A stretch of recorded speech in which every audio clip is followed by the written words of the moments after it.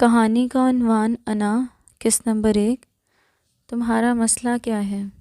شہیر اس کے پیچھے آتے ہوئے دھاڑا تھا تو پہلے وہ چونک کر ڈری اور پھر کھا جانے والی نظروں سے اس کو دیکھا تھا۔ کیا کر دیا ہے میں نے اب؟ ہاتھی نے ماتھے پر بل ڈال کر سوالیہ نگاہوں سے دیکھا تھا۔ انداز ایسا تھا کہ جیسے اس کو واقعی کچھ معلوم نہ ہو۔ سیریسلی تمہیں نہیں معلوم کہ تم کیا کر رہی ہو؟ شہیر نے شکی نظروں سے دیکھتے ہوئے استفسار کیا تھا۔ نہیں، مجھے تو نہیں معلوم، اس نے ٹھنڈے ٹھار لہجے میں کہتے ہوئے اس کا خون جلا ڈالا تھا، اور وہ تیز قدم چل رہی تھی جبکہ شہیر ایک ہی جست میں اس تک پہنچ جاتا۔ وہ اس وقت ہاتھ میں لون کا سوٹ لیے استری کرنے جا رہی تھی جبکہ شہیر اس کے پیچھے پیچھے تھا۔ تم اچھا نہیں کر رہی ہدیٰ احمد دین۔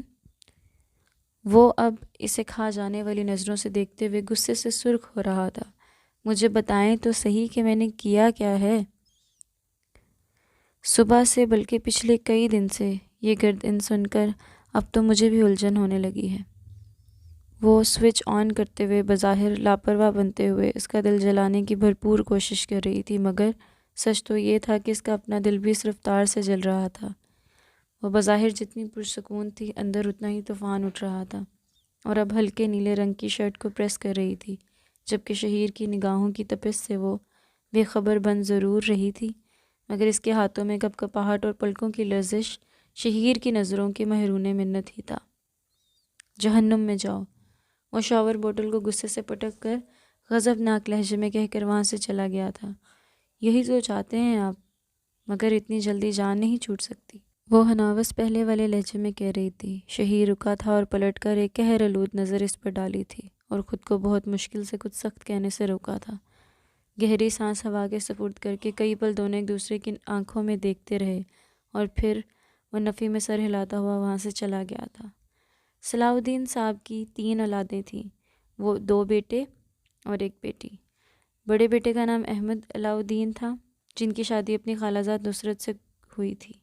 ان کی 2 بیٹیاں تھیں، فاریہ احمد دین اور ہدیٰ احمد دین۔ فاریہ کی شادی ہو گئی تھی جبکہ ہدیٰ ماسٹرز کر رہی تھی۔ دوسرے بیٹے کا نام آفاق احمد دین تھا اور ان کی شادی اپنی پھپھو زاد اور زبیدہ سے ہوئی تھی۔ ان کے 3 بچے تھے، 2 بیٹے شہیر اور شاویز جبکہ بیٹی کا نام انزلہ تھا۔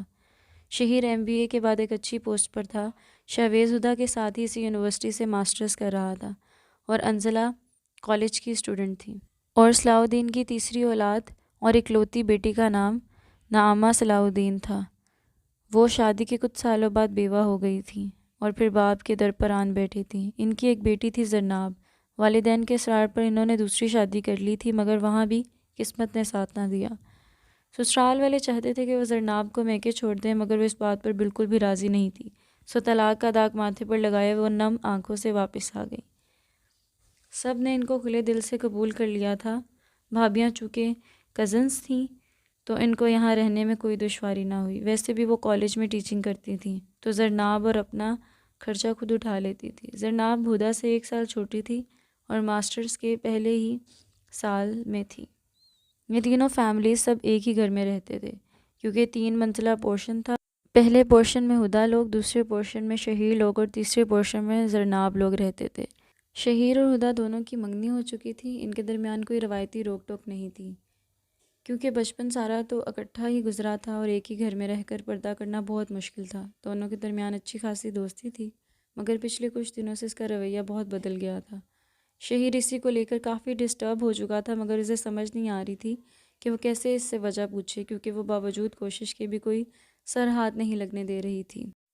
شہیر گھر آیا تو زرناب اور انزلہ لانچ میں بیٹھی ہوئی تھیں جبکہ شاویز اور ہدیٰ ابھی گھر واپس نہیں آئے تھے۔ السلام علیکم، اس نے کوٹ صوفے پر رکھتے ہوئے آہستگی سے کہا تھا۔ وعلیکم السلام، کیسے ہیں آپ؟ زرناب نے مسکراتے ہوئے پوچھا تھا۔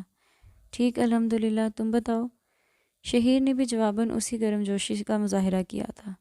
میں بھی ٹھیک، وہ بھی جواباً نرم سی مسکراہٹ سجائے بولی تھی۔ امی کدھر ہیں؟ اس نے متلاشی نگاہوں سے آگے پیچھے دیکھا تھا۔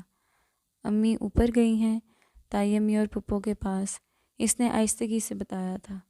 پانی لاؤں آپ کے لیے بھائی؟ انزلہ نے اس کو وہاں ہی ریلیکس ہو کر بیٹھتے دیکھا تو سوالیہ نگاہوں سے دیکھا تھا تو انہوں نے فوراً سر ہلایا تھا۔ ویسے بھی جوائنٹ فیملی سسٹم تھا، ہر پورشن ہی اپنا سمجھا جاتا تھا، سونے کے لیے بس اپنے کمروں میں جایا کرتے تھے۔ کیسی جا رہی ہے تمہاری پڑھائی؟ اسے لیپ ٹاپ چارج سے اتارتے دیکھ کر شہیر نے سوالیہ انداز میں استفسار کیا۔ بہت ٹف، اسائنمنٹ سے ہی جان نہیں چھوٹ دے رہی۔ اس نے منہ بسوڑا تھا۔ کوئی نہیں، مشکل کے بعد ہی آسانی ہے۔ اس نے گہری سانس لی۔ یہودا اور شاویز نہیں پہنچے ابھی تک؟ کوئی امپورٹنٹ کلاس تھی ان کی کیا؟ یہ کم وقت دل بہت ذلیل کرتا ہے، اس کی خواہش کرتا ہے جس کو ہماری پرواہ تک نہیں ہوتی۔ جی ان لوگوں کو لائبریری جانا تھا، اس نے سر ہلاتے ہوئے بتایا تھا۔ تبھی انزلہ پانی لے آئی تھی۔ جزاک اللہ، اس نے گلاس تھامتے ہوئے کہا تھا۔ مجھے آپ سے ایک ہیلپ چاہیے شہیر بھائی، زرناب نے منہ بسوڑ کر اس کے سامنے لیپ ٹاپ رکھتے ہوئے کہا تھا۔ کیا؟ وہ سیدھا ہو کر بیٹھ گیا۔ مجھے اس ٹاپک کی کچھ سمجھ نہیں آ رہی، ہر جگہ سے سرچ کر لی ہے مگر مجھے مطلوبہ معلومات نہیں مل رہی۔ وہ پاس بیٹھ کر اسے بتانے لگی تھی۔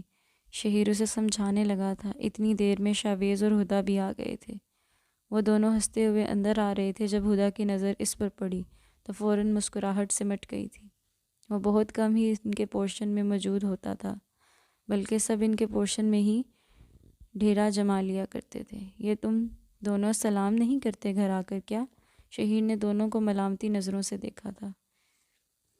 کیا تھا، آپ لوگ مصروف اور منہمک کچھ زیادہ ہی تھے، سو آپ کو معلوم نہیں ہو سکا شاید، ہدا نے اپنا سابقہ رویہ برقرار رکھتے ہوئے کہا تھا۔ وہ دونوں کو ساتھ بیٹھتے دیکھ کر جل بھن چکی تھی۔ شہیر نے اسے حیران کن نظروں سے دیکھا تھا۔ پہلے تو وہ بس تلخ ہوا کرتی تھی مگر اب تو وہ بدتمیز اور بدلحاظ بھی ہونے لگی تھی۔ وہ خاموش ہو گیا تھا کیونکہ اس وقت اس سے بات کرنا مطلب اپنے ہی پاؤں پر کلہاڑی مارنا تھا۔ وہ آج منتظر تھا کہ وہ اس سے بات کر کے ہی دم لے گا۔ اس کے اس رویے کی وجہ سے وہ بہت ڈسٹرب ہو رہا تھا۔ پہل تو وہ انا کے ہاتھوں مجبور ہو کر اسے اس کی حالت پر چھوڑ چکا تھا مگر اب اندازہ ہوا کہ یہ اتنا بھی آسان نہیں تھا۔ انزلہ اور زرناب جا چکی تھیں جبکہ شاویز اور وہ دونوں اسے مکمل اگنور کر کے اپنا کام ڈسکس کر رہے تھے۔ شاویز تو پھر اسے مخاطب کر رہا تھا مگر وہ تو ایسے نظر انداز کر رہی تھی جیسے اب کبھی اس کی جانب دیکھنے کا ارادہ نہ ہو۔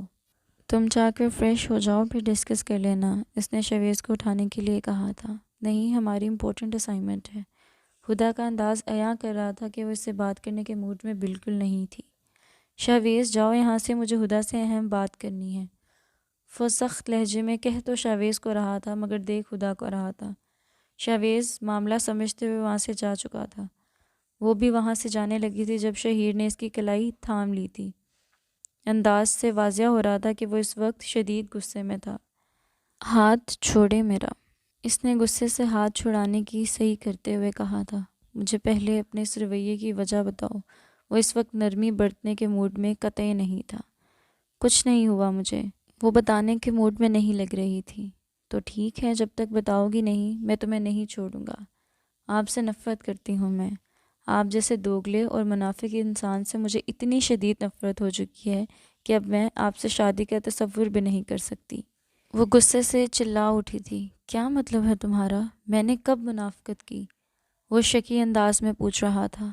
اس دن میں نے خود سنا تھا کہ آپ زرناب سے کہہ رہے تھے کہ میں ہر حال میں تمہارا ساتھ دوں گا، تم میرے لیے بہت اہم ہو۔ وہ بدگمانی کی انتہا کو پہنچی ہوئی تھی۔ وہ مجھے بھائی کہتی ہے اور کہنے سے کچھ نہیں ہوتا، آپ کی اپنی نیت میں بھی فطور ہے۔ اس کے گرد ایسے منڈلاتے ہیں جیسے وہ زرناب کا بہت کرتی تھی مگر اب اسے زرناب سے بھی نفرت ہو گئی تھی۔ مجھے صفائی کا موقع تو دو۔ وہ دکھ سے بس اتنا ہی کہہ سکا۔ مجھے نہیں چاہیے صفائی، آپ جا کر زرناب سے ہی شادی کریں، اسی کو صفائی دیں۔ وہ اس وقت کچھ بھی سننے کے موڈ میں نہیں تھی۔ کلائی پر کمزور گرفت محسوس کر کے وہ کلائی چھڑا کر آگے بڑھی۔ بس بہت ہو گیا تمہارا یہ فضول کا ڈرامہ۔ شادی سے پہلے تو میں تمہیں کسی بھی عمل کا جواب دہ نہیں ہوں، لیکن پھر بھی کہہ رہا ہوں کہ ہدا اگر تم آج واپس نہ پلٹی تو ہم جدا ہو جائیں گے ہمیشہ کے لیے۔ اگر قدم تم آگے بڑھا جاؤ گی تو میں کبھی تمہاری جانب قدم نہیں بڑھاؤں گا، خدا کی قسم۔ وہ بہت غصے میں لگ رہا تھا۔ ہدا کا دماغ شدید غصے کی وجہ سے پہلے ہی خراب ہو چکا تھا اور وہ رکی مگر چند لمحوں بعد وہ قدم آگے بڑھا گئی تھی۔ شہیر کو لگا کسی نے اس کی روح کھینچ لی ہو۔ از قلم زویا مجید چودھری۔ قصہ جاری ہے۔ کہانی کا بقیہ حصہ دیکھنے کے لیے ہمارے چینل کو سبسکرائب کریں۔ شکریہ۔